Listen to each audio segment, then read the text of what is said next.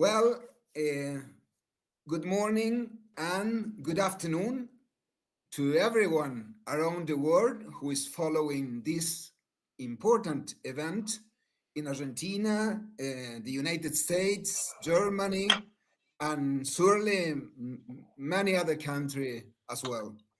It's now time to begin the third session of the Immanuel Wallerstein Free Share. For those who are joining us live, as well as those who will watch the recording later, let me briefly share that this share is a collaborative initiative organized by the Center for Advanced Studies of the Faculty of Social Science at the National University of Córdoba, Argentina, and the Institute for Social Research in Frankfurt. We are also proud to have the participation of the Latin American Council of Social Sciences and the Institute for Latin American and Caribbean Studies at the University of Buenos Aires as associated institutions. Therefore, I would like to begin by sincerely thanking all the institutions involved in the share, as well as the many colleagues and friends who have actively supported the promotion and dissemination of this event. I would also like to extend special thanks to the Communication Office of the Faculty of Social Science at the National University of Córdoba for their excellent work in designing and promoting this activity. Thank you very much to Santiago Martínez Luque, Ismael Rodríguez, and Paula Villa for their invaluable contribution. Finally, I want to warmly thank my friends and colleague Verónica Giordano from IALC UBA for joining us today. She will be offering her insightful comments on our guest speaker's lecture. Please note that this event will be held in English. Those who follow the event through the Zoom link will be able to have the option of an automatic translation into Spanish and other available language. And after the end of the activity, a Spanish subtitle will be added to the YouTube video that we will circulate.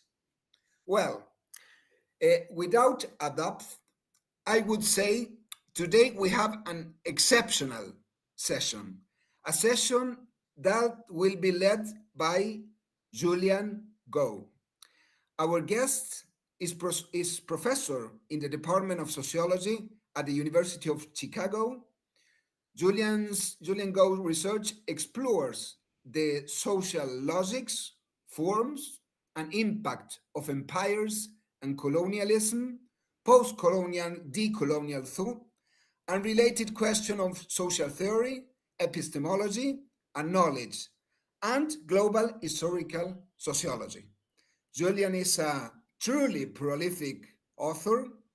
He has many books published, all of them truly remarkable. His most recent book, Policing Empires, Militarization and Race in Britain and America, published by Oxford University Press in 2023, explore imperialism impact upon police militarization in the US and Britain. Julian also working on a project that recovers anti-colonial thought as a critical form of social theory. His scholarships has won prizes from the American Sociological Association, the Eastern Sociological Society, the American Political Science Association, and the International Studies Association, among others institutions. Julian also is the winner of the Lewis Coster Award for Theoretical Agenda Setting in Sociology, given by the American Sociological Association. And in 2021-2022, He serves as the president of the Social Science History Association. Finally, Julian is also a member of the Wallerstein Chair Scientific Committee, which of course makes us very, very proud. We have now reached the end of this extensive but necessary introduction. Without further delay, let us begin with today's activity. Julian Go lectures is entitled Race, Capital, Critique for a Theory of Racial Capitalism, a catchy title on an issue of the utmost importance for our societies.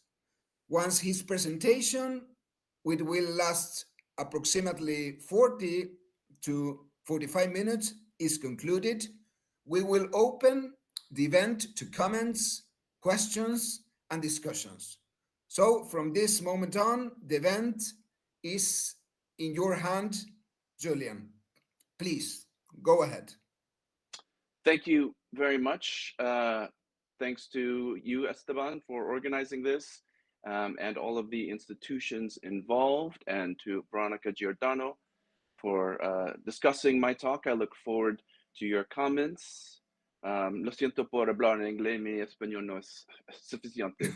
It's okay. So in English, let me try to start my presentation, and I hope this works. You can tell me if it's working. Can you see the PowerPoint? Yeah? Yeah, perfect. Okay, great. So, as you can see from the title of my talk today is on racial capitalism, and my goal is relatively straightforward.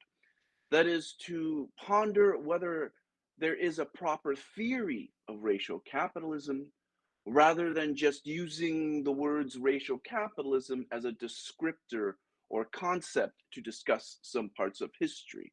Right? Is there not also a social theory lurking beneath or hovering around this term racial capitalism? So my goal is to cover and sketch out something like a theory of racial capitalism. But I want to begin just briefly by situating my talk, this project today, within my larger work. Most of my work until now has been on US and British colonialism, on empire, on global historical sociology.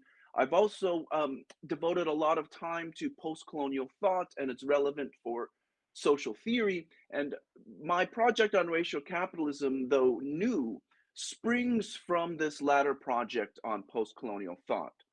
For one of the things I've taken from what I'm calling post-colonial theory, I understand there's a lot of different definitions, but what I've taken from what I call post-colonial theory is that one of the things I've taken is that we need to pay serious attention to geo-social standpoints, and more precisely to problematize the Eurocentric standpoint of much of conventional social theory, including certain forms of traditional Marxism.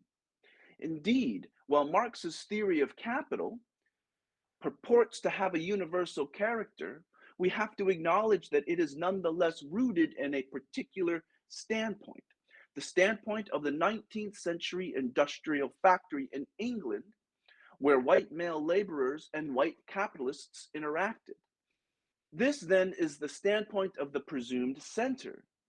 And while treating the wage relation in 19th century England as the model system for theoretical construction does tell us a lot, it also occludes or relegates to the theoretical margins racialized labor systems that Marx's theory of capital, I would argue, did not take seriously enough. The slave labor on Caribbean plantations, or the forced labor of colonial regimes that extract value through coercion or debt, or the wage work in the global south or metropolitan centers where racialized workers are paid pittances that do not allow them to reproduce the value of their labor power.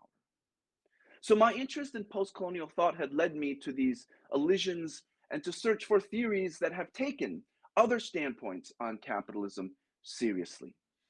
Aimé Césaire once remarked that, quote, Marx is all right, but we need to complete Marx. And for me, one way to complete Marx was to look at thinkers who thought about the articulations of race, colonialism, and capitalism. Some of the earlier thinkers that we look to in the United States are, of course, those that Cedric Robinson calls the Black Marxist tradition. But I've also gone back to some thinkers like M.N. Roy or Ho Chi Minh, as well as some other figures in the United States like Hubert Henry Harrison, who haven't been taken seriously enough, but who I'm currently researching and writing about. These thinkers didn't use the term racial capitalism, but nonetheless, they did offer seminal insights on the relationship between race and capitalism or colonial capitalism. Beyond these thinkers, of course, I've also looked into the literatures that actually use the term racial capitalism. Much of this work originates with Cedric Robinson, but also the South African Marxists, as well as American scholars like Ruth Gilmore Wilson, Nancy Fraser, and so on. And of course, in recent years in the United States, historians, sociologists, political scientists, literary scholars have all begun writing a number of tracts on racial capitalism. And of course, we also have Immanuel Wallerstein, who did write a little bit about race and capitalism, such as his work with Etienne Balibar on race, nation, and class. So all of this is just to set the stage for my talk, which is not going to be reporting on this literature that I'm referring to, but rather to push a bit further. For while this literature on racial capitalism has proliferated, the work that I've seen has yet to attain theoretical systematicity.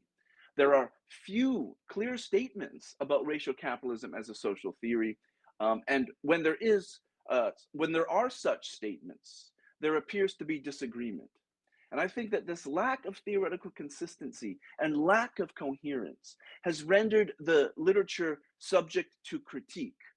Indeed, just as the term racial capitalism in the past years has gained rapid ground, so too have scholars emerged to denounce it. Critics argue that the racial capitalism concept is misleading, unclear, or simply wrong, and many suggest that we should reject the concept entirely.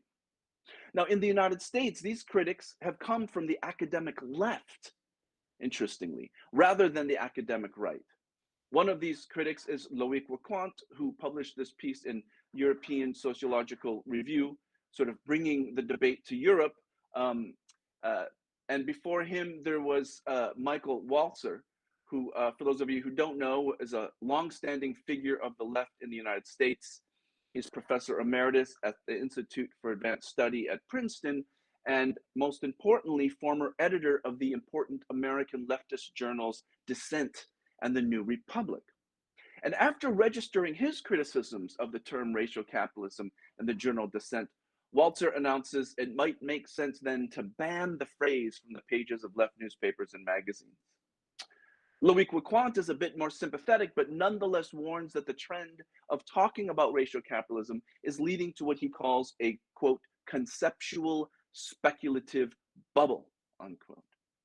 Now, in my own work, I've also criticized the racial capitalism concept, or really I pointed out some of its limits and tensions, but I've also suggested that despite the limits, the racial capitalism concept should not be thrown out, but rather worked with and expanded. And this is what I want to do today.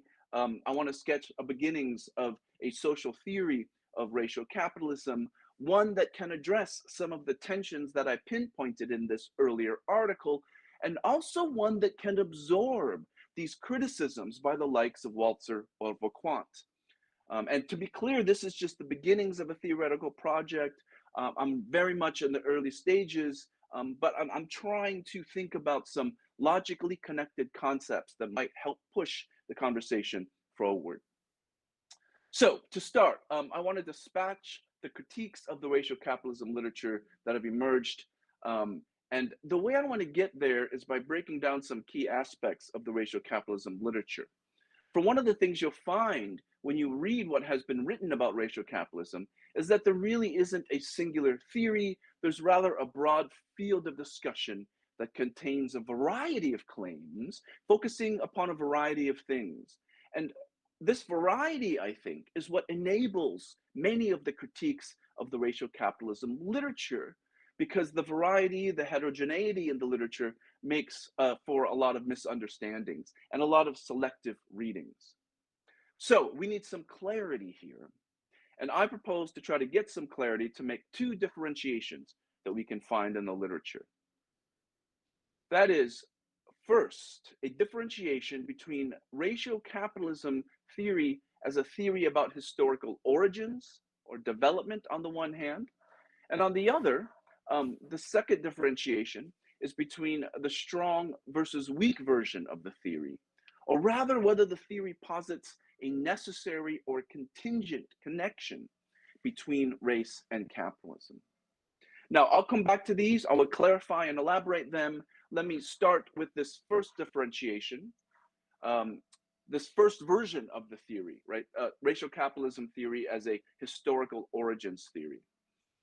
Now, as a theory of historical origins, this basically posits that capitalism as it emerged and developed primarily in the European and transatlantic worlds did so through processes of racialized primitive accumulation, right? That's the argument of this theory of historical origins, that through colonialism and slavery involving violent dispossession, the extraction of raw materials, and the appropriation of surplus through forced labor, this is the origins of capitalism. These were all crucial for the formation of capitalism. And again, according to this theory, these were racialized processes.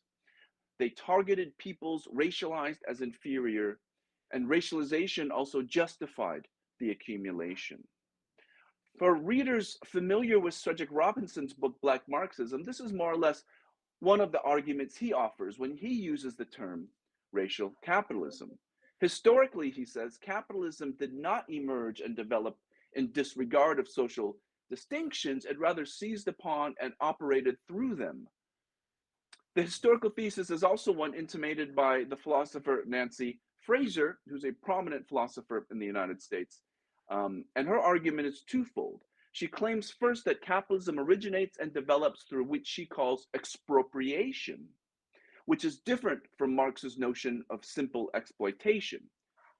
She says dispensing with the contractual relation through which capital purchases labor power in exchange for wages, expropriation works by confiscating capacities and resources and conscripting them into capital circuits of self-expansion. And Fraser says that this is particularly evident in capitalism's early history. Second, Fraser claims that this process of expropriation depended upon racialization. Those who were expropriated from were almost invariably racialized subjects. So she says, race emerges as the mark that distinguishes free subjects of exploitation from dependent subjects of expropriation. So that's one version of the racial capitalism thesis, right, about historical origins. The other is less about history itself and more about society in general. This is racial capitalism as a theory of social structure. And this version of racial capitalism theory suggests that the connection between race and capitalism is not only historical, but a general principle of capitalist societies more broadly. While capitalism historically emerged and developed in a constitutive relationship with racial distinction, this argument goes, so does it continue to do so today. Racial inequality and capitalism everywhere are mutually supportive. And if you look at the literature on racial capitalism, this version of the thesis can also be found.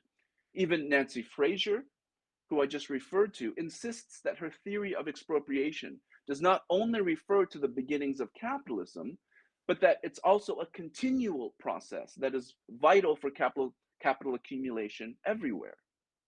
Similarly, the historians Dustin Jensen and David Leroy refer to racial capitalism not as a historical moment, but as an ongoing process. They say racial capitalism is the process by which key dynamics of capitalism, right, become articulated through race. So this idea of racial capitalism as an ongoing racializing process, I think, gets to this idea that racial capitalism theory applies not just to a historical moment, but to capitalist social structures all the time and everywhere, right? So this is one differentiation in the literature. Racial capitalism thesis as a story of origins versus as a theory of structure. But there's one more differentiation we need to consider, and this has to do with the strong or weak versions of these claims. I'd characterize this as whether the racial capitalism thesis posits a logically necessary relationship between race and capitalism, or only a contingently necessary one, only a sort of historical accidental relationship. The first I'd call the strong version of the theory, strong because it would claim that you could not have capitalism without racial inequality. The latter version, right, is a weaker one in the sense that it claims that the connection between race and capitalism is only an accident of history, and so some other form of difference, religion, ethnicity, gender, could also have functioned similarly. Now, each of these positions have important and different implications, which can be thought of in terms of universalism versus contextualism. If we take the strong version of the racial capitalism thesis to say that race and capitalism are connected logically, then everywhere there's capitalism, there must also be racial inequality. In other words, capitalism as a system necessarily requires racial difference. And so this is a universalistic claim. Throughout history and across space, race and capitalism are connected. If, however, we take the racial capitalism thesis to mean only that race and capitalism are contingently connected, right? They're accidents of history. This is to say that racial capitalism is both contingent and contextual, not universal. In other words, we could say that yes, historically, capitalism and race have been connected, but that it has been restricted to certain times or places, such as capitalism in the Atlantic sphere, because capitalism everywhere does not require, logically speaking, racial difference. It could rely on other forms of social difference, like ethnicity or religion. Or we could also say in this version that yes, historically, capitalism and race have been connected and are connected everywhere we find capitalism. But given that the relationship is contextual, different social formations, different societies will exhibit different degrees to which race and capitalism connected, or they might not even be connected at all. And I think the racial capitalism literature suggests both of these versions, right? Both the strong claim and the weak claim. For instance, Cedric Robinson's original formulation of racial capitalism only refers to racial capitalism as it first emerged historically. He doesn't make any claims about whether it's logically necessary, this connection between race and capitalism. The same goes for the other original formulation of the racial capitalism thesis, South Africa. According to this article and other work by Zachary Levinson and Marcel Paré, the advocates of the racial capitalism thesis theorized the relationship between race and capitalism, but only as it applied to South Africa. And they thus left open the possibility that elsewhere, in other countries, in other times, in other places, race and capitalism might not be connected, or that it might be connected weakly or differently. So the South African creators of the racial capitalism thesis did not see racial capitalism as logically necessary. This, as Levinson points out, was the claim registered by the British sociologist Stuart Hall in his interventions into the South African debates. Hall recognizes the articulation of race and capitalism in South Africa, but claims that racism is not present in the same form or degree in all capitalist formations. It's not necessary to the concrete functionings of capitalism. So let me summarize the scheme here in the literature that I've been offering. First, we have the two differentiations just mentioned. We have racial capitalism theory as a theory of origins or as a social theory. Then we have the strong versus weak versions as also the other variety. And then we have the different implications, right?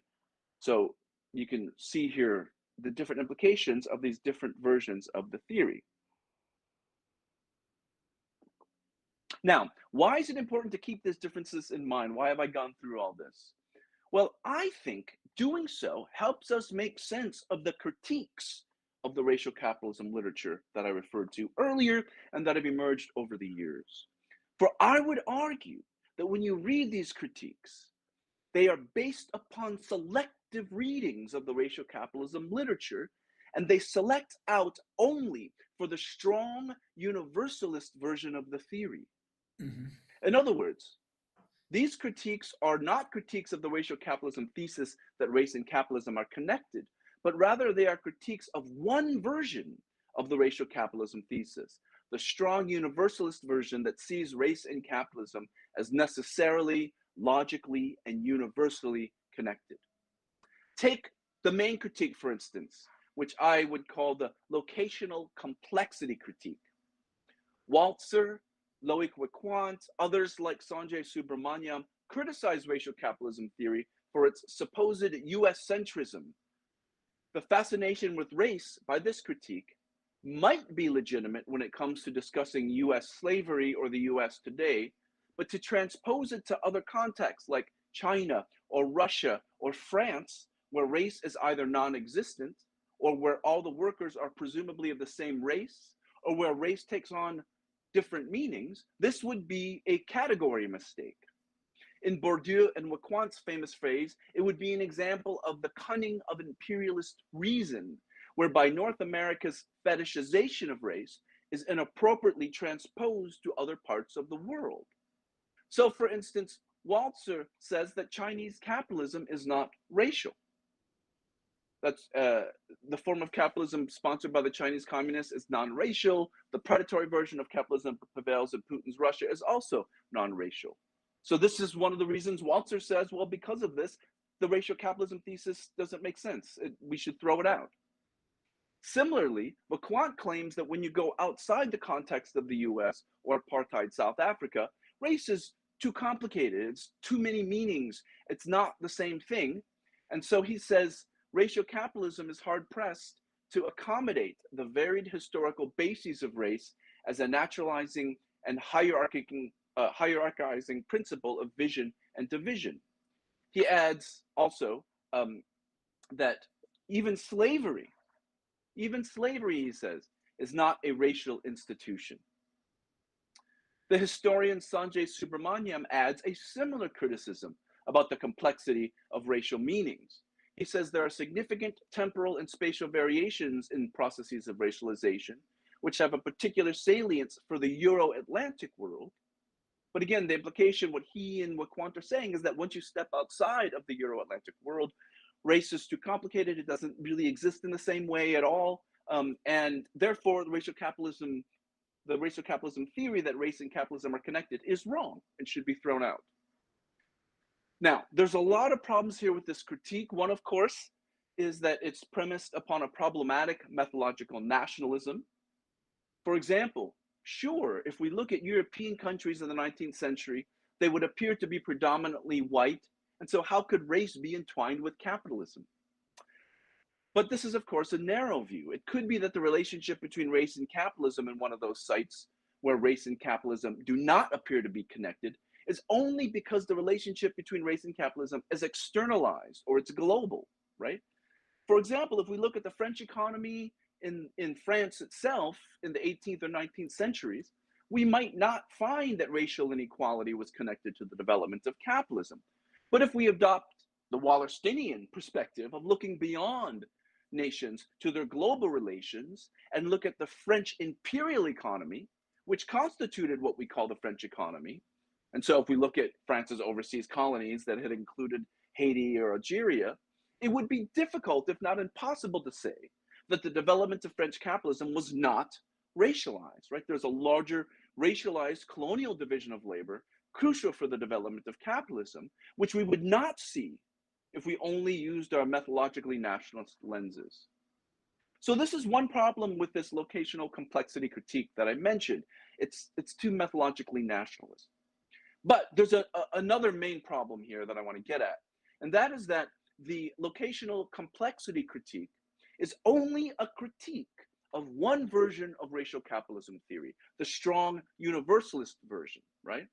If we recognize the contingency and contextual version of racial capitalist theory, the critique dissolves. For that version readily admits that race indeed takes on different meanings in different countries, or perhaps get articulated with ethnicity or religion to form ethno-racial cleavages, and so on. Even Subramaniam admits this when he writes, "It is impossible to deny that the histories of capitalism and race have been intertwined in many parts of the world." So the locational complexity critique, I'd argue, is dependent upon a straw man or misrepresentation of the racial capitalism thesis. It assumes that the racial capitalism thesis means only the universalist and logically necessary version, and the critique completely overlooks the contingency contextual version, right? It only looks at this top of the table theory. The strong version of the theory that posits racial capitalism is the one that they pick upon, but it overlooks the contingent theory. And this is crucial because if you look at the contingency contextual version of the racial capitalism thesis, then you can see how that literature, that theory, can easily absorb and logically permit the spatial and temporal variations in the relationships between race and capitalism that the critics are mentioning. So I think that the literature and its critical literature, the critique of racial capitalism has to be more precise in what version of the theory it is critiquing. That said, I do think there is one critique in the existing literature or the existing discussions that is valid. And this is what I would call the theory critique of racial capitalism theory. This is the critique that says that the existing literature on racial capitalism has not yet theorized or schematized or conceptualized all of the possible variations that the connections between race and capitalism might take, or hasn't theorized the different ways in which race might function for capital accumulation. And this is a common critique. It was made by Nicholas Lehmann in the New Yorker magazine, where he writes the idea that racism can be connected to capitalism has been around for a long time. The question is how the connection works, right? We don't know how the connection works. The literature doesn't clarify that. Loïc Lecointe reiterates this very same critique, says the very same thing, more or less, in his piece where he writes, the nature of this articulation needs explication. And on this, I would agree. As yet, it's difficult to find a systematic theory of racial capitalism that conceptualizes, classifies, or catalogs the different modalities of articulation between race and capitalism, or the different mechanisms of racial capitalist reproduction. I think there are hints here and there. There are some preliminary commentaries, but there's no singular systematic theory that scholars agree upon. However, it does not follow from this critique that the racial capitalism thesis or the concept needs to be thrown out, as critics suggest. It simply means that we need to do more work. And so that's what I want to do in this last part of my talk, the final part, where I will try to sketch the contours of a contingency contextual theory of racial capitalism, a sort of analytic framework that would enable us to think about and theorize these specific relations between race and capitalism. But also it's a theory that would enable us to look at different contexts and explore the possibly different connections between race and capitalism. So this will take up the last part of my talk here. Let me just start with some basic theses on racial capitalism that follow from the understanding that the relationship between race and capitalism is a contingent necessity, and it's a contextual thesis. One, the scale of racial capitalism is not confined to the boundaries of nation states. It can be international, transnational, and global. This is, of course, is very much a Wallersteinian point. Analyzing racial capitalism requires transcending methodological nationalism and attending to transnational, colonial, or imperial or global formations. Two, racial capitalism refers to connections between racialization and capitalism, but it doesn't preclude intersectional logics, right? The theory refers to the racial logics of capitalism that might operate in conjunction with other logics. In some places, racialization might be autonomous from other identities, other markers of social difference. But in some contexts, racialization might be conjoined with ethnicity. And so you have ethno-racial relations, or you could have gendered relations. Racial capitalism theory is only trying to think about the connections between race and capitalism. It doesn't preclude other forms of social difference also being articulated with racial capitalism. The final part of this theory is that the connections between race and capitalism articulate at multiple registers of the social formation, or rather different points in the circulation of capital. And more specifically, I'd point to three: the market, having to do with the circulatory regimes of capital; production, or the labor regimes of capital; and then finally, finance. So let me just clarify these last point. I think the first 2 points, 1 and 2 here, are pretty self-explanatory. Let me clarify this third one about the different points in the circulation of capital. I'm going to talk about the market and production. I probably won't have time to go into finance, but we can talk about that later if it's necessary. But I think it's important to talk about the other two. So first, let me talk about the market, the racialization of the market. And here I'm very much inspired by the work of economic sociologists who have been working in this area. The idea here is simple. The market does not consist of raceless commodities nor raceless consumers, against Adam Smith or so many theories offered by neoclassical economics. Capitalism is not reducible to a market of self-interested individual buyers and sellers, wherein race is irrelevant. To the contrary, race can and sometimes does become a component in the valuation of commodities and of consumers themselves. And there's a well-established body of research spanning different fields and subfields that show this, right? Racialized markets consist of racialized commodities or consumers or both. For example, take racialized commodities. The simplest example here is real estate in the United States. Through the history of redlining and other forms of racial discrimination in real estate markets, whole tracts of property have become valued in large part due to the racial valence. One among many examples, right? This red line map of New York City. But this is just one of many examples. Nearly everywhere in the US, real estate in neighborhoods coded as white are valued more highly and they're more expensive than in neighborhoods coded as black. So this is an example of the racialization of values. Another example is the racialization of consumers in the market. As the work by Marcel Rosas-Salas shows, quote, racial thinking is essential to how American marketing professionals have imagined the mass market. The mass consumer in the United States has long been constructed as white, while rendering non-white populations invisible. Non-white consumers then are devalued, if not ignored altogether. The result is an equation in US markets between whiteness on the one hand and high consuming capacity on the other. Whites are assumed to have high economic capital and hence to be good consumers. So whiteness not only stands as a signifier for citizenship, national belonging, hard work, moral rightness, and wealth, but also as a signifier for the able, credit-worthy consumer, while non-white populations get classified as inferior, criminal, outside of civil society, and likewise incapable of being high-valued consumers, if consumers at all. And this racialized construction of consumers, of course, has deep historical roots. As Jordana Matlin notes in her book, ever since the period of slavery, non-white bodies have not been given full agency. They're seen as passive objects to be purchased and consumed. And Matlin quotes a French military engineer and explorer who wrote in this travelogue in 1802, savage people are not consumers, but civilized people are becoming so, right? So deep historical roots to this racialization of consumers.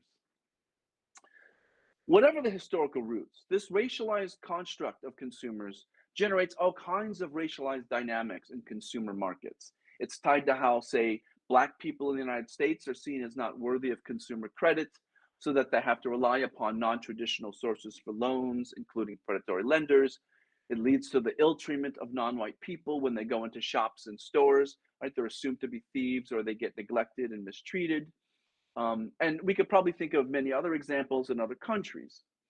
Again, the point here is that markets are racialized in these examples, and that's one way in which you have a connection between race and capitalism. The other way, which I want to discuss here in the last part, is racialized production. Here, this is the simple idea that laborers are classified in racial terms. So rather than consumers as being racialized, we're talking here about laborers, and more specifically, how certain segments of the working class have been racialized. Now, the seminal notions of racial capitalism and race and class, as articulated by the Black Marxists, get at this quite clearly, right? They talk about how the use of African labor as slave labor in the Atlantic economy was crucial for capitalism, and of course, Africans were racialized as savage, inferior, subhuman, right? But if we want to decenter racial capitalism theory from its Anglo-American and Atlantic origins, we also need to acknowledge the racialization of other laborers as well. Indeed, historians have shown that the racialization of labor has occurred even after slavery. They also show that it has occurred on a global level, not least due to the spread of the Anglo-American empires themselves and their racializing categories. The question is how to conceptualize and theorize this racialization of production in all parts of the world where we might find it. And my proposal is to recognize divisions within the working class, specifically the division between the sub-proletariat and the proletariat, where the sub-proletariat is racialized as inferior and the former is traditionally racialized as white and superior.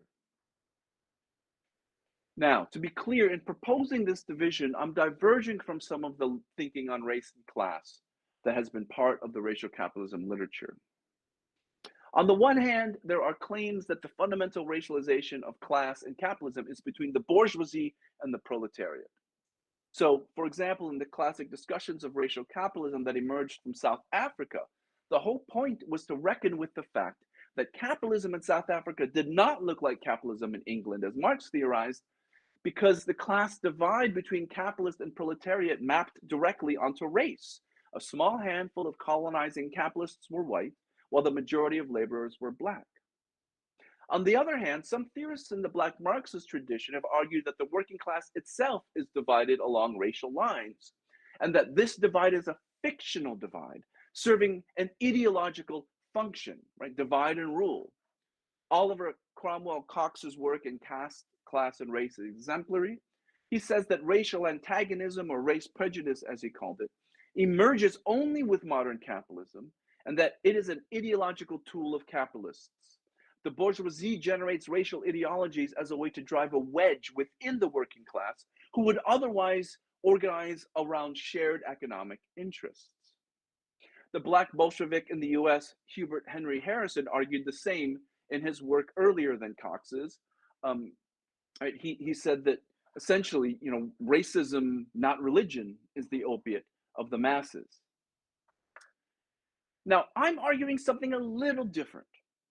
I'm arguing that the more common modality of division is within the working class, but it's not an ideological fiction. It's a real structure of capitalist production. And this is where I posit this division between the proletariat and the subproletariat. This is the divide between, on the one hand, the more skilled, higher wage workers who get comparably better jobs, secure employment, and political privileges, and on the other, the subproletariat, as I'm calling them, or underproletariat, who are unskilled, coerced, low wage, or temporarily employed, the precariat, for example. And it's this group that's tasked with doing the least desirable dirty work necessary for capital accumulation. Historically, they've been denied full citizenship and full economic privileges. This group then consists of slaves, ex-slaves, or bonded laborers in the Caribbean and Asia, indigenous peoples or other colonized peoples removed from the land and forced to provide labor in the colonies, ex-colonies, or the metropole, the expropriated or formerly expropriated, as Nancy Fraser calls them. But I would argue, to add to this, that other types of labor are involved in this or included in this subproletariat category that involves wage labor, not just forced labor, right? Here I'm thinking of the subproletariat as including the hyper-exploited, right? Those who are paid less than the value of their labor power. This would include migrant laborers or migrants from the global south who suffer from precarious employment, who are forced to occupy the least desirable jobs in metropolitan centers, as opposed to the mid or high proletariat who are skilled, paid higher wages. This subproletariat, this hyper-exploited, serves as, say, the casual underpaid agricultural workers toiling in the sun, the non-unionized unskilled industrial workers, the janitors, service sector workers, Chinese railroad workers in the American West in the 19th century, the so-called coolies in Southeast Asia and the British Empire, or underpaid domestic workers. It would also include the unemployed, not least because the unemployed and the precariat are often in the same class. So this subproletariat, I'm really thinking of as akin to Frantz Fanon's Wretched of the Earth. And it is this class that is most likely to become and have become racialized as inferior, as lesser, and other. Of course, this racialization is obvious in the case of African slaves in the Americas, but note that other parts of the subproletariat who aren't slaves also get racialized. One good example are the Irish in the 19th century, who Cedric Robinson and others talked about. They had already been partially racialized by the English during colonization, and in the 19th century, the racialization was proceeded further and arguably more deeply, especially as they ended up doing the dirty work for England's transatlantic cotton economy, and as they became more firmly differentiated structurally from English workers. They got lower pay, they took the lowest positions in the industrial hierarchy, and all of this was justified on the grounds that unlike white English workers, the Irish were racially different, inferior, and even physically, biologically predisposed towards the dirty labor, right? Whites in both the US and England thus referred to the Irish as degenerate racial inferiors who were only barely above African slaves in terms of their race. It's no surprise that English capitalists and politicians in the mid-19th century, after England abolished slavery, thought of the Irish as England's version of slaves and claimed that if slavery was still legal, they wouldn't need the Irish. They would just have black slaves. Nor is it surprising that as the Irish increasingly became integrated into the English working class by the 20th century, or in the US, thus moving out of the structural position of the subproletariat, they also became more white, right? In other words, as their structural position changed from subproletariat to higher proletariat, so did their racial status. We can also extend this line of analysis to the racialization of production in Asia. As recent work by Onur Ulas Ince and others reveal, when Southeast Asia was slowly incorporated into British-centered global capitalism, and hence as Southeast Asians were incorporated as the racialized subproletariat of the Asian capitalist sphere, racialized discourses of them proliferated. Travel writers, officials, and capitalists constructed classificatory schemes detailing the racial characteristics of the different groups, placing the Chinese at the top for being the most prone to industrious hard labor due to their racial traits. So they were still a global subproletariat, presumed to be undeserving of the same jobs as their white working class superiors, and hence not deserving of the same pay. But despite the construction of them as skilled workers, they weren't treated as such, right? And race was the key justification. So they were within the subproletariat, not quite the white workers, not quite as high as the traditional proletariat. They were just seen as slightly better than some of the other groups in the subproletariat. Now, these are all the historical examples, but we could show how today this color line persists, although in, of course, more complicated ways.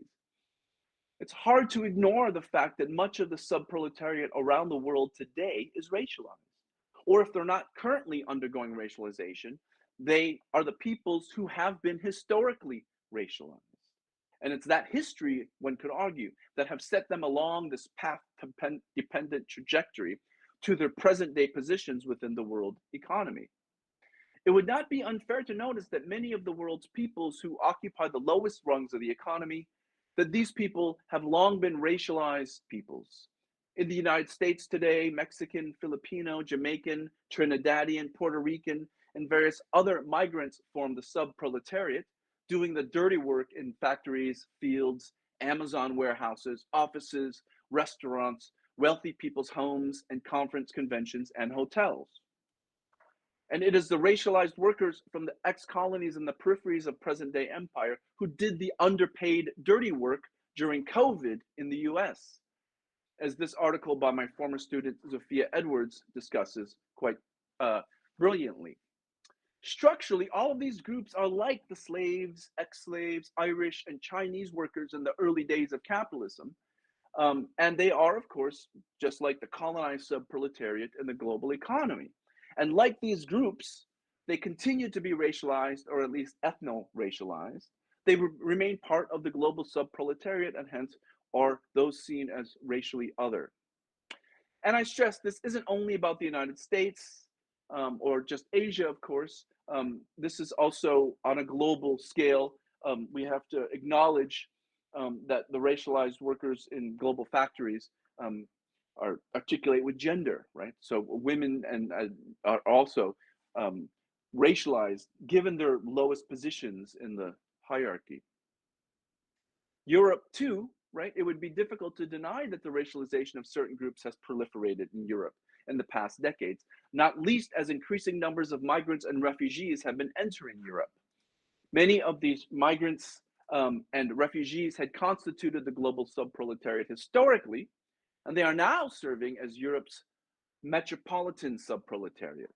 And they, of course, are the groups being racialized, while likewise serving as the ballast of the extreme right wing in Europe. And this pertains to the supposedly colorblind country of France as well. Arguably, what we have been witnessing there in France is the internalization or domestication of France's overseas empire. The racialized subproletariat in France's colonies and ex-colonies have increasingly been drawn to France's imperial, from France's imperial peripheries to France's cities. And as all kinds of research shows, they are subject to racial discrimination, which in turn pushes them to the lowest rungs of the economy, doing the underpaid precarious jobs, also along with long bouts of unemployment. Now, here I've been talking about racialized production, but just to be clear, the racialization of the subproletariat is not separate from the racialization of markets, right? This is only an analytic distinction. In reality, they're connected. Not only is subproletarian labor itself a commodity bought and sold on the market, it is also the case that the subproletariat structurally has been denied high levels of purchasing power due precisely to their structural position, right? Their low pay or no pay. Hence, the racialized subproletariat becomes seen not only as the lowly laborers of the economy, they are also seen as lowly consumers or not even proper consumers at all. And in the meantime, white racial status signifies better paid jobs and hence higher purchasing power by high value consumers. In sum, the racialization of production leads to the racialization of markets, and the racialization of markets perpetuates the racialization of production. So I'm short on time, so I'm going to skip the last part of the racialization of finance and head towards a conclusion. But let me just make some concluding points. First, while I've argued that capitalist production and values in markets are articulated with race, exactly how they articulate varies. And I propose that there are at least two variations in the modes of articulation of capitalism and race. The first is where racial meanings are structuring forces of capitalist production, market, or market values.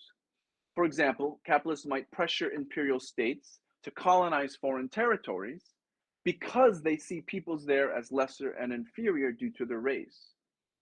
They then incorporate those populations into the economy as sub-proletarians.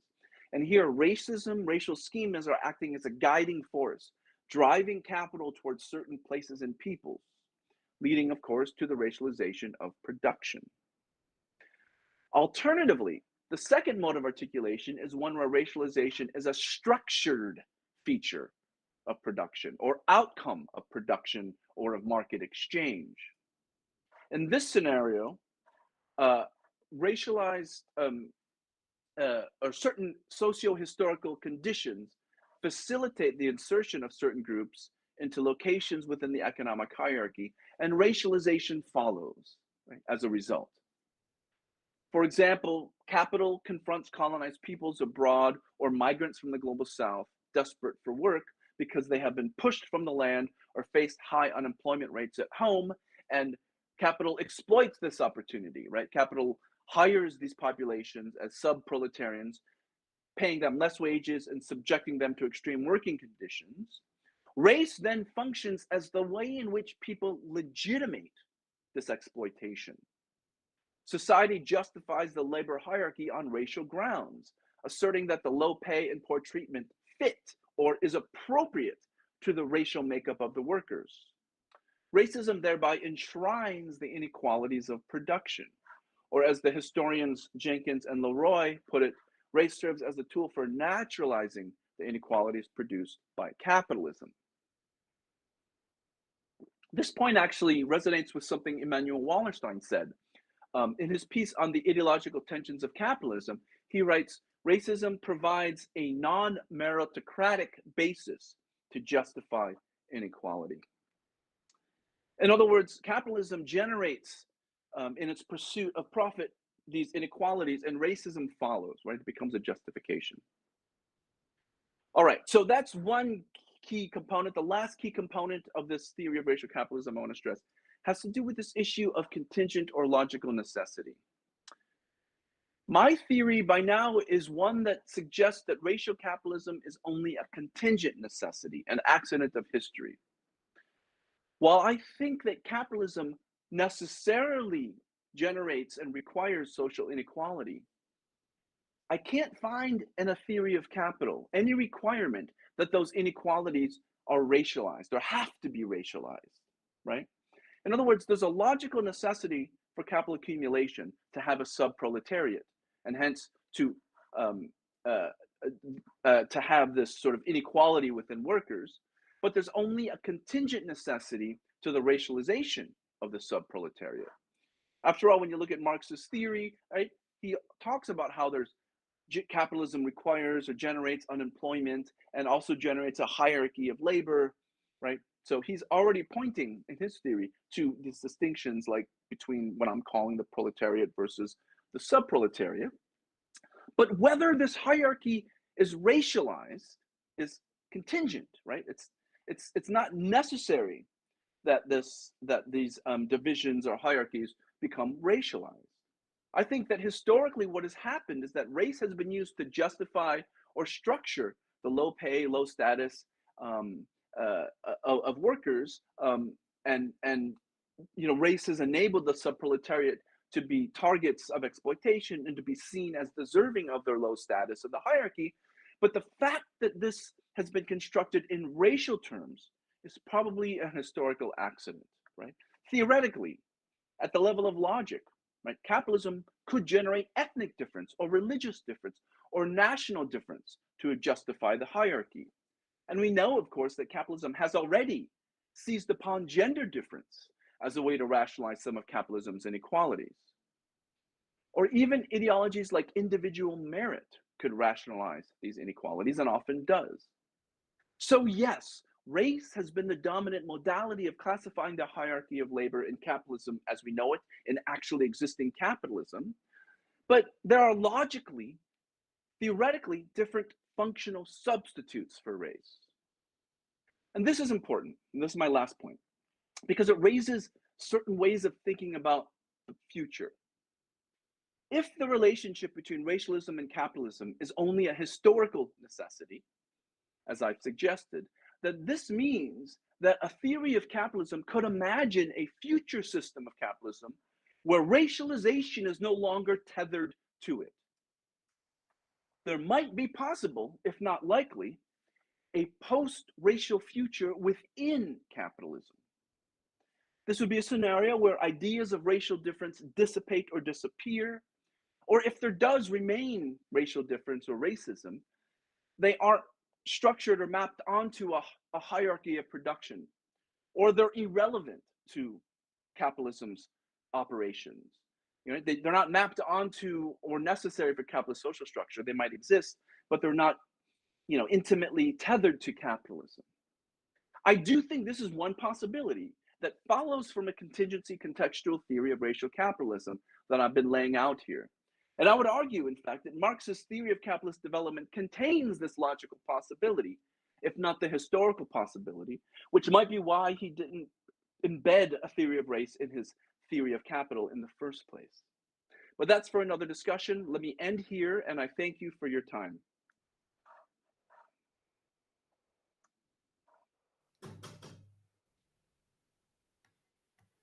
Thank you so much, Julian, for your fantastic presentation. Your theoretical approach is very interesting and above all, very original from my point of view. I think we can move on to Veronica Giordano's comments and or questions. And then you, Julian, if like, you can respond to Veronica, and then we can continue this great conversation. Thank you very much, Julian, for your conference and all the team in Córdoba for making this conference possible. I am very honored to be commenting on Julian's conference, and I will stress some of the ideas that resonate with my Latin American condition. I am part of the staff of the Latin American of the Institut of Latin American and Caribbean Studies at the University of Buenos Aires.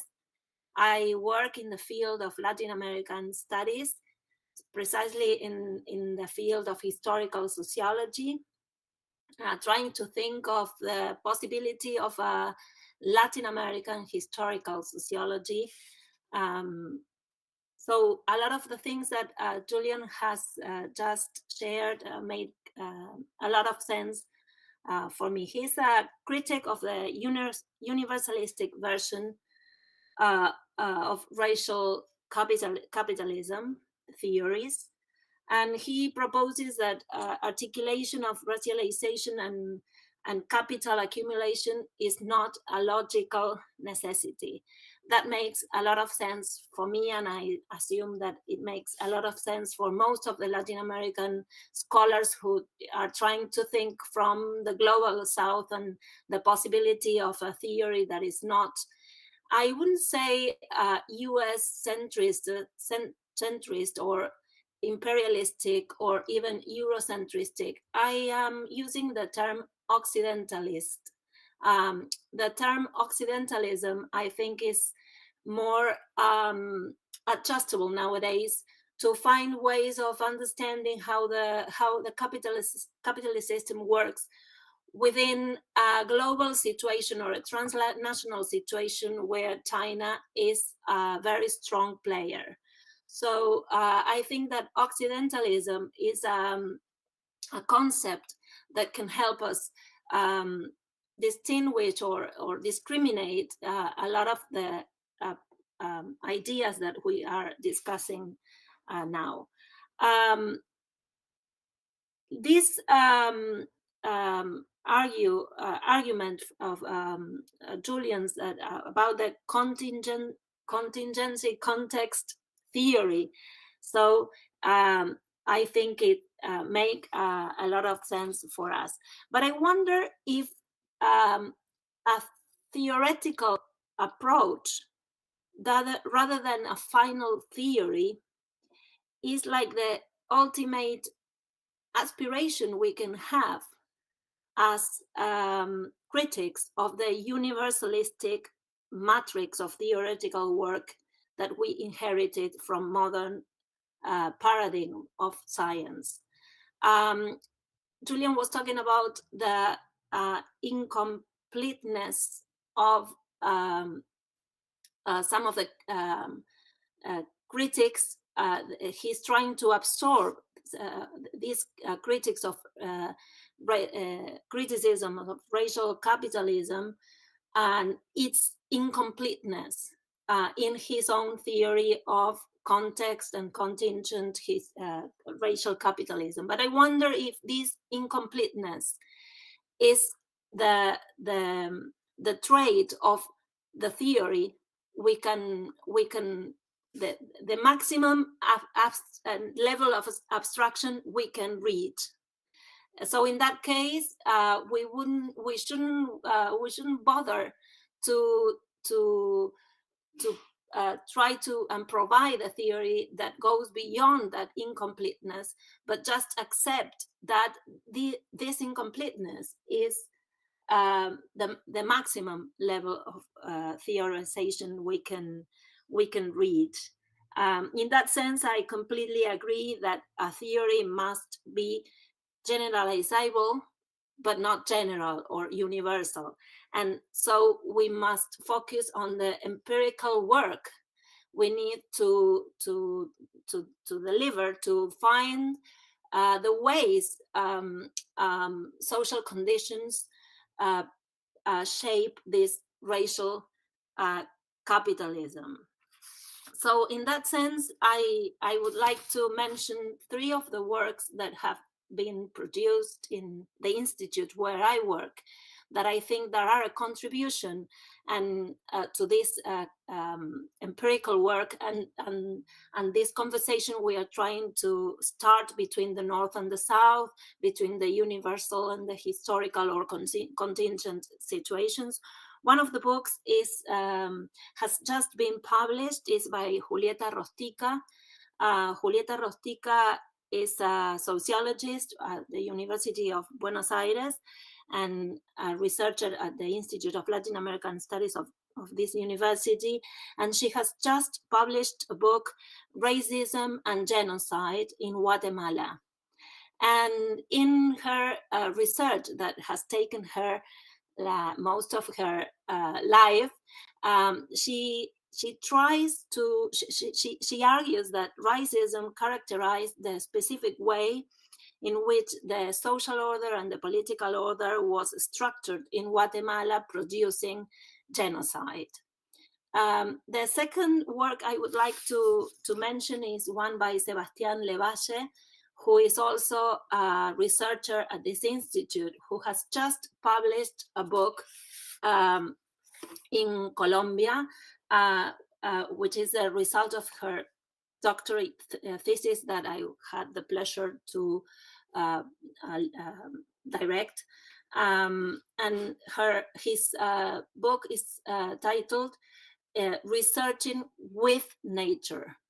And he has been researching with the Raza people of Colombia, an indigenous community of Colombia, and he has researched on how from the production of knowledge in these communities they resisted violence from the state. And finally, a book that is a little bit older, it was published in 2010 by Eduardo Gruner. Eduardo Gruner is a Latin American and Latin Americanist philosopher, and he published Obscurity and Lightness, or well, that would be the translation.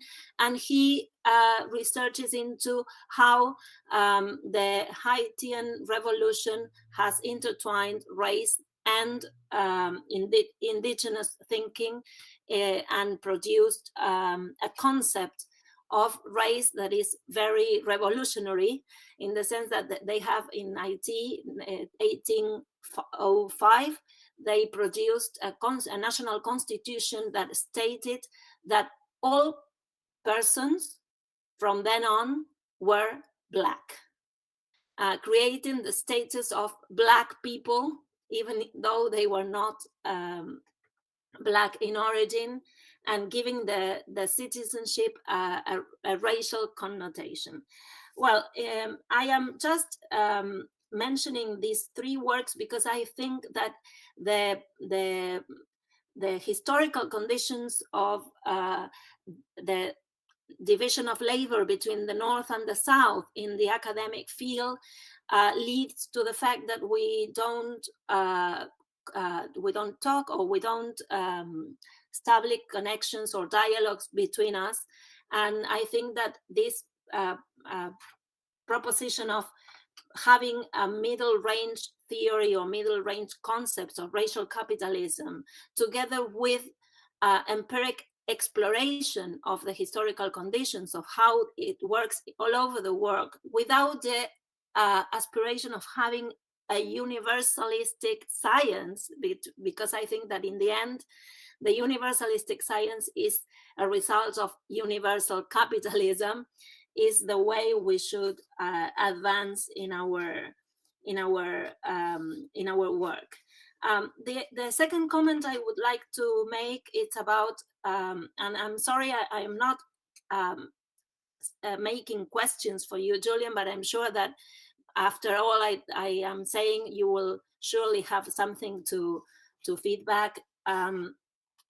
The second comment is about China, because I am very interested in the possibility of producing a new narrative for Latin American studies that is not shaped in the Occidentalism or Occidental or Occidentalistic model of modern societies, that we need to create a new narrative of how to build Latin American studies together with the East, and especially with China, because, and this is something I was thinking about when I was listening to you, that in some part of your speech or your article, you ask a question like, can we conclude that capitalism after communism is not racial? What is the connection between, because Russia and China are not racial, they don't have racial capitalism, but they are not capitalist in the classical way. So I wonder if we can conclude that non-racial articulations are possible only in those places where capitalism is not endogenous. China as a communist society with market relationships are in a sense defying theory, because I think that all the contradictions of capitalism are substanced or are performed in consumers, in the consume moment, not in the production, and not even in the finance level. So this is something I am thinking in a loud voice. I am not asking a question, not even providing a clear idea of it, but I wonder how thinking about China in China, not China in the Southeast, not China as the Chinese labor market, but China as a state, as a state, as not modern, as not Occidental, as not capitalist. Well, I think that these are my comments. I am very glad I read you. I must confess that I had not read you before. So for me, it was a very nice invitation from Esteban, and a very interesting and nutritious reading your paper and hearing you in this conference. And I am very surprised, and this has nothing to do with academic labor, I am very surprised that you were standing while talking. Is that right? I loved it. And that gives me a very clever idea of how to deal with Zoom conferences because my back is asking me for help.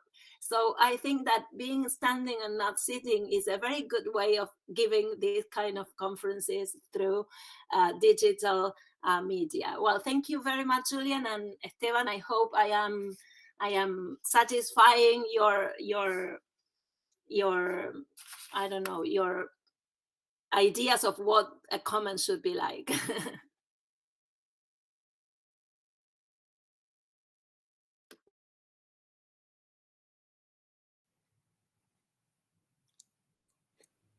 Okay, Veronica, thank you very much. And Julian, you can continue if you like. Well, I won't say much. I just want to say thank you, Veronica, for these comments. I know you said you didn't have questions there, but so I'll just elevate them. I think it is important. So first of all, let me say a couple of things. I like your idea of talking about the Occidentalist nature of theories, rather than sort of a Eurocentric or US-centric. I think that's one way to go. I actually think about using the concept, I've used the concept metrocentrist, like to refer to like the way in which we construct knowledge from the center. And I want to get rid of, like you, this sort of focus on Europe or the US. I think we need to, for example, you mentioned China. We need to have a concept to talk about the way in which there's beginning possibly a kind of Chinese-centric way of thinking, that, but to be critical of that also, to be critical of any theories or lenses that operate from any kind of center, right? And the center isn't Europe necessarily or the US. China is a kind of center, or parts of China, right? This is very much in the world systems sort of way of thinking. So Occidentalism could work. I personally prefer metrocentrism, but we're the same in that we want to get beyond Eurocentrism, and I think that's right. I think that Eurocentrism needs to be thought of as a variant of Occidentalism, or what I'm calling metrocentrism. So I completely agree. Second, in terms of the theory, I think that, yeah, I mean, to come up with, I guess I would try, what I'm trying to do is not come up so much, trying to come up with a general theory that we can use to look at these other contexts and ask new questions, right? For example, where's the subproletariat in China? Are they racialized or not? Or is it ethnicity? Is it like, how are social difference really playing out? And I think that we can begin to, if we take capitalism seriously, we can begin to think about structural divisions that are logical to capitalism, such as, I think, this division between this hierarchy, with this hierarchy of labor, subproletariat and proletariat, which is going to be general. You're going to find that in all kinds of capitalist social formations for the most part. I think, at least we've always seen those kinds of divisions. And then to ask, is racism operated there? Is racialization mapped onto that? And if not, why? Or what is the other social forms of social difference? So I think that I would think of racial capitalism theory as a starting point for asking new questions about difference in capitalism generally, because I do think there's something important there. Social difference doesn't have to be about race. It could be gender, ethnicity, religion. And I think it's important to think about those differences rather than to just ignore this racial capitalism idea. I really want to build on it and expand it. And yeah, I do think it applies to a lot of places. And I think in China it does apply. I think China is capitalist, I would argue. It's politically communist, but I think it's capitalist. And I think when you look at, for example, the Uyghurs, the way in which China has sort of turned to certain groups in the peripheries of its economy into ethno-racialized, I think it's more ethno-racial. Russia, I don't know as much about, but I think I'm trying to connect some of this literature on racial capitalism with other parts of the world. And so finally, these suggestions of this other work, Racism and Genocide in Latin America, and this other work, I think this is exactly what we need to do. We need to learn from this work, and also we need scholars to look at how racism or ethnicity and capitalism articulate in these different contexts in these other parts of the world. But not to. But I think that it would be helpful to think about race and capitalism as a starting point for thinking about those possible contexts and asking questions about, well, how is race configured here? How is it connected to capitalism? Maybe it's not, but these are the kinds of questions that I would be interested in. And so thank you for making reference to those works. And I'm sure there's all kinds of work that we can draw on as we do this scholarship. And I agree completely, finally, to have more of a dialogue between different scholars from different parts of the world. And I think we need to come up with more shared concepts that aren't universal but are generalizable. And I think I'm proposing maybe this potentially generalizable but not universal theory of racial capitalism is one way to go. Thank you. Thank you very much, Julian. And well, we have some question in the YouTube channel, but it's my moment for my humble comments, okay? And then if you like, you can reaction to my comments, Julian. Well, my comments on your excellent presentation will focus on a precise aspect of your speech, which in my opinion is the most decisive one. It's also a reaction to your article, Theorizing Racial Capitalism, which I had the great pleasure of reading. In your theoretical approach, Julian, the question of context and contingency seems to apply to the real or probable entanglement between the racial and the capitalist. I think that it's a great success, we can say, and in that sense, I agree with your approach. But your call for contextualization and the adoption, we can say, of a principle of contingency, in my view, does not carry over to capitalism itself as a system. If I understood correctly, you adopt a Marxian definition of capitalism, apparently without offering any critique or historical updating of Marx's perspective. You outline a critique now at the beginning, but I don't see it carrying over into your theoretical approach to racial capitalism. In this way, it seems, in my view, that you're assuming a theory of an unique modern capitalism. Therefore, you seems to be assuming a theory of industrial or industrial financial capitalism, which, following Marx, develops as a system, social formation, or mode of production in an autonomous manner. Although you hardly refer to industrial capitalism, you do allude more often to modern capitalism, which is by default industrial for Marx. Thus, in my reading, it appears that you're attributing universal validity to Marx's definition of capitalism, just as Marx himself did with his own theory of imperial, in his own theory, I say, in imperial Europe of the 19th century. But let me clarify my comments.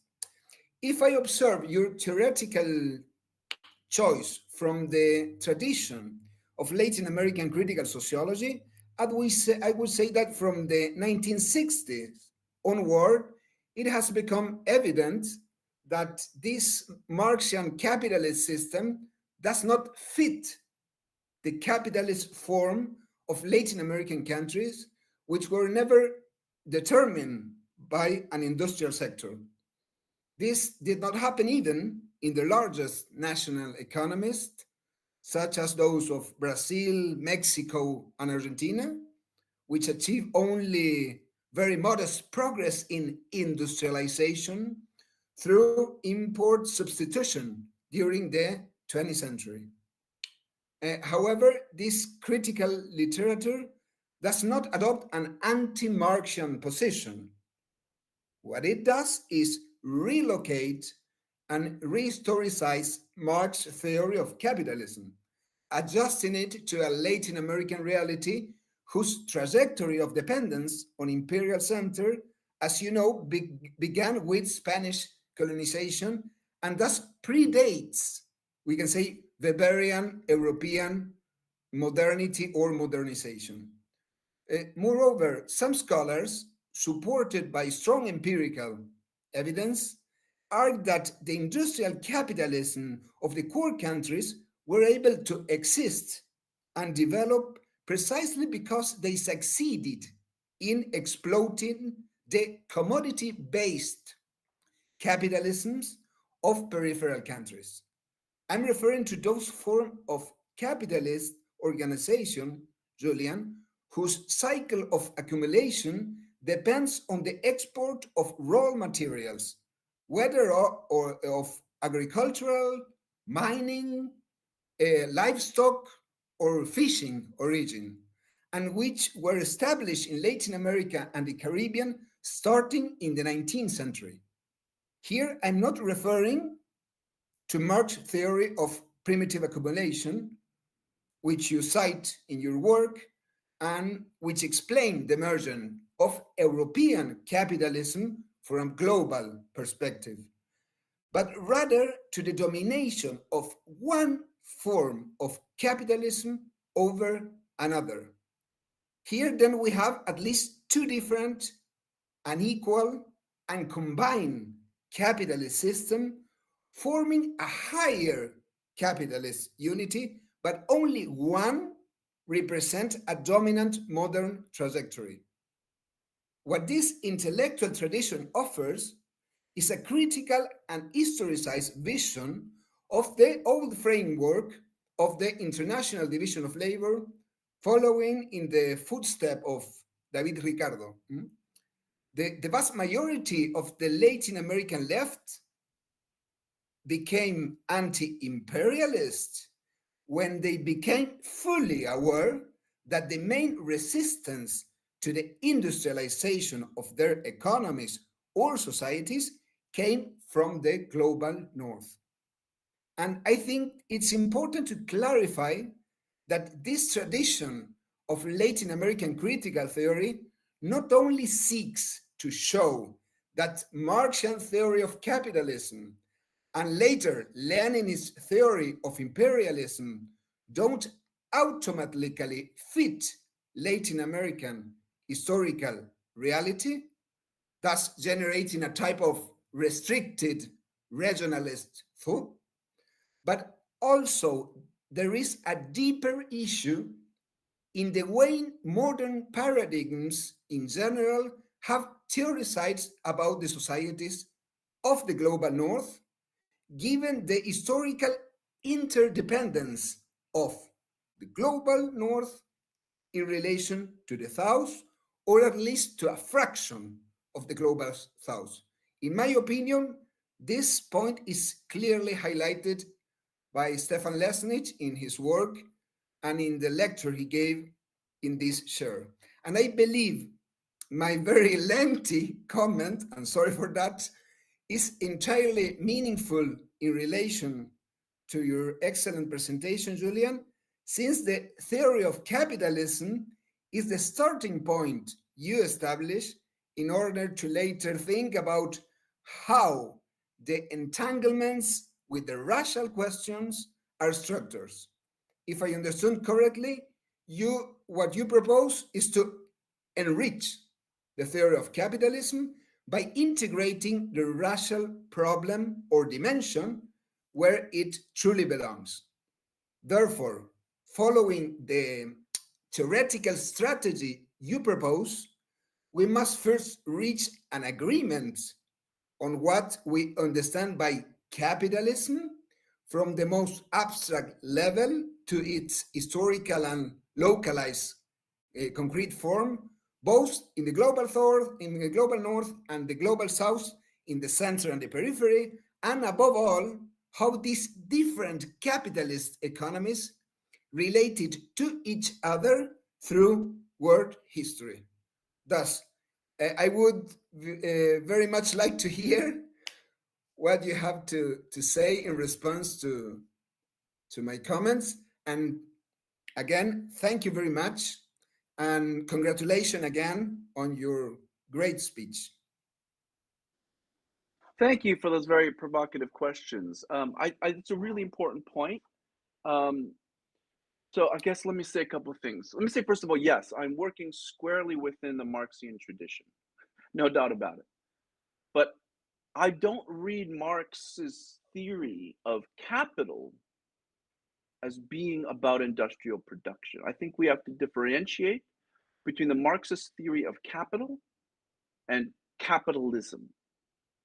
A Marxist theory of capital is the theory that Marx lays out in his book Das Kapital. It's a theory of the logical operations of capital in general. A theory of capitalisms is what I think Wallerstein was offering and some of this other work, where you look at actually existing capitalisms and you look at variations and how it plays out on the ground, and that's fine, but they're somewhat different, right? They're connected in that the logical theory the concepts from the logical theory of capital have to be used in some way to make sense of actually existing capitalisms and to develop actually existing capitalisms. But for the latter, you're going to need middle range concepts, other sets of concepts that are derived. So I think that's where you have all of these middle range theories that we work with. So that's A. B, I don't think that you can, I mean, it may just be definitional, but I don't think that Latin American capitalism or these other capitalisms that people point to is fundamentally different from the logical theory of capitalism. I believe that Marxist theory of capital and of capitalism both depend upon a notion of the logics of capital operating according to wage labor. Free wage labor is the core of the system. And at the parts of the system, you can have what I think you're talking about, Esteban, which is more of an expropriation. You have forms of expropriation, kind of akin to primitive accumulation, but I think the idea of expropriation is also helpful, and that these are connected to the main wage labor form. In other words, it's difficult for me to separate what you seem to be calling Latin American capitalism from European capitalism or center. They're connected, right? So it's one system, and I know you're proposing a difference where you say that that whole system is capitalism, but also you have Latin American capitalism or something, which isn't necessarily a different system. It's different manifestations of different parts of the larger system, right? If I understand that correctly, right? So they're not separate capitalisms. They are connected, I think, what you're saying. But if they're connected, then we can only talk about, again, this is a kind of Wallersteinian point, although I don't agree with Wallerstein in defining capitalism by the market. I don't agree with that. I don't think that's helpful. But you can, but I don't think it's helpful, and so that's why I don't do it. I don't think these are different capitalisms. I think that they are fundamentally one system. I think, you would agree with that. But I think that when we come to like theorizing Latin American capitalism, that's different from talking about capitalism as it's been manifest in this part of the system. And then I think that then you can begin to think about what are the concepts and categories that are generalizable, regardless of whether it's Latin America or the US or England. And that's where I do think we need to have some shared concepts like expropriation, like subproletariat, which these are concepts that I think apply to a lot of different places, but not everywhere in the same part of the capitalist system, if that makes sense. So that's just a long way of saying I think I agree with your point that I am not, that I am very strictly a tradition, in a certain sense, very operating from a strict Marxian conception that focuses on production. I think the way I define capitalism is to think about production. And I think the market follows and Marxist theory and everything else follows. But it is focused on production, not the market. And that, I think that's just the choice that we make, right? And I, for one, I can't find a theory of the market. Pointing to the market as the basis of capitalism, I haven't found an equivalent theory that's as strong as Marxist theory of production. And again, production doesn't have to be industrial production. It's just wage labor, right? Which I think is at the core of Marx's theory. But that said, I take your point, and it forces me to clarify where I stand on defining and theorizing capitalism. And clearly, I'll 100% admit that this is a focus, a version of Marxism that is very much capital, based on Marx's Capital, and which reads capital as him saying that the core of the system is free wage labor, which I find helpful. Great. Thank you very much for your answer. I like to continue this conversation with you, but we have no time, and we have other questions. Can I place one more question, Esteban? Yeah, no, but what, Veronica, it's very short because we have some comments on the chat, Okay. and this is a very strong, radical, democratic activity. Okay, come on. Now, Come on, Veronica. Yes. I was just thinking, like, the part of Julian, you omitted in this conference about finance, capital, racial capitalism is the one I found most interesting. Because I think that there is something about the financialization of capital and the transnational financing of capitalism that is defying us to produce new categories, like because it's not territorialized, it doesn't have like nation states as the center of the thinking, and because it is shaping the way production is being performed in nowadays. Like production in finance capitalism has a form of labor that is not traditional. So I think this is something we should continue thinking, and I'm sure that, like in your theory, introducing finance is a way of going ahead and beyond. And the second thing is about whether China is capitalist or not, because I think there is something we should pay attention to, and that is that Chinese scholars don't define themselves as capitalist. They talk about non-capitalist modernization or modernization with Chinese characteristics. We can argue whether this is capitalist or not and blah, blah, but there is one thing we cannot do is that go over the fact that they don't call themselves capitalist.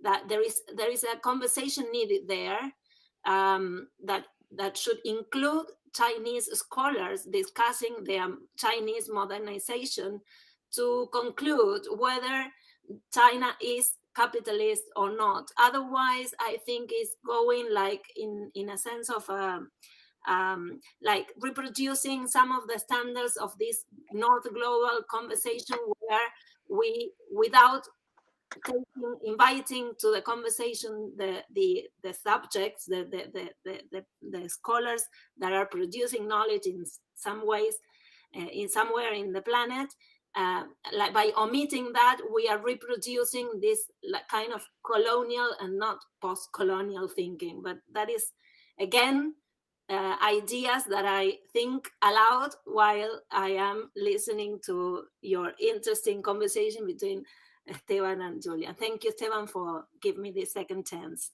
Oh, okay. I don't know, Julian, if you'd like to reply or just very quickly. Chinese scholars are heterogeneous, right?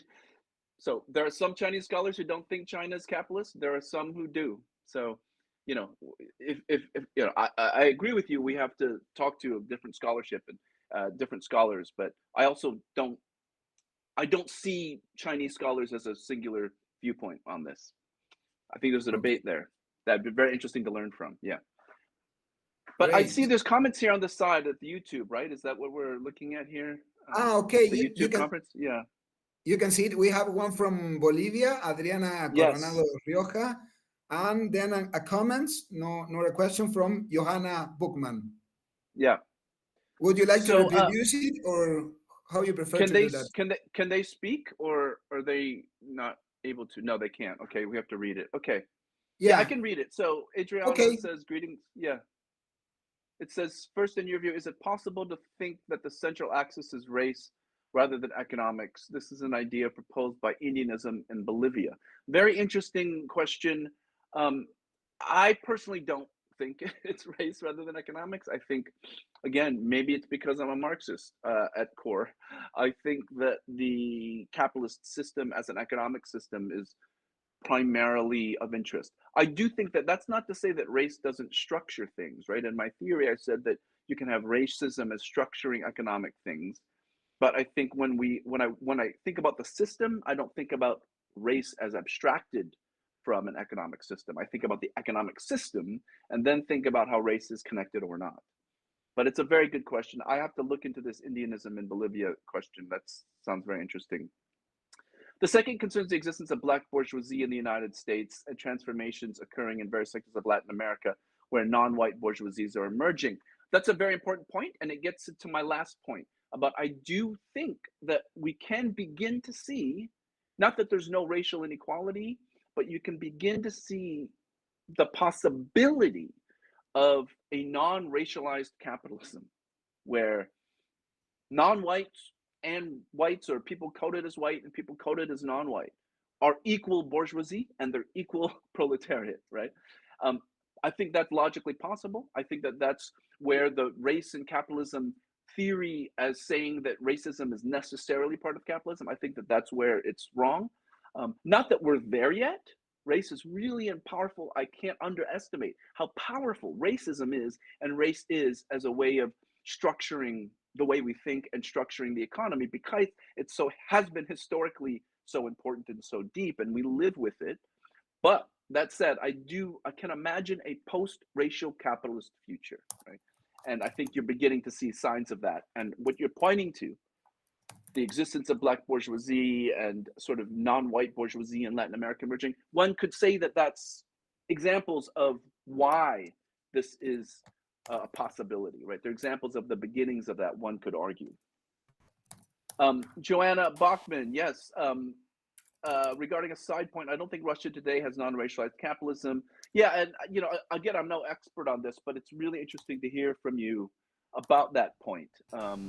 Central Asia, China, as well as domestic indigenous people. Yes, that's probably a good point, and I would love to see more work on that. How those groups that are integrated, are connected to Russian capitalism, how they are racialized or not. That would be really interesting and important. So thank you for pointing that out.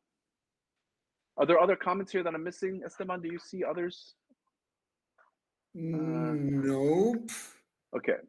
So I think that we are close to the 2 hours event, and I prefer to continue, but I think that it's time to try to finish this wonderful meeting, Julian. And I think that only one question. I think that you quote and you read Rui Mauro Marini. But there is a field of discussion around his perspective, his Marxist perspectives on dependence. And I know that you read Raúl Prebisch there, so there is a strong discussion, and I imagine that you know what happened there inside, at least part of this discussion. But for me, will be a very strong pleasure to continue this discussion and then to reply in another space, maybe a physical space, this your comment for me. But I thank you a lot, Julian, for your time. It's very important for us, Frankfurt, Argentina, and the world, to try to create this space for a real global dialogue. So thank you very much. I don't know if you like to say anything more. No, just thank you. And I too agree. It would be lovely to continue these conversations. There's no way that these conversations are over. There's lots of lingering questions coming out of both of your points, Esteban and Veronica. I think these are things that are on the table, and we can continue to discuss them. And I certainly don't have all the answers. And this is exactly what I enjoy the most, is having these conversations and learning from all of you. So thank you so much for giving me the opportunity. And so that's all I wanted to say. Thank you very much. Please, Julian, thank you very much. Thank you very much for all the audience. And then we will share this video. We'll spring this video from Latin America and the United States and all the world, of course. So thank you very much, and see you next. Thank you very much, Julian. Thank you very much, Esteban. Bye bye. Ciao, Verónica. Bye bye. Thank you.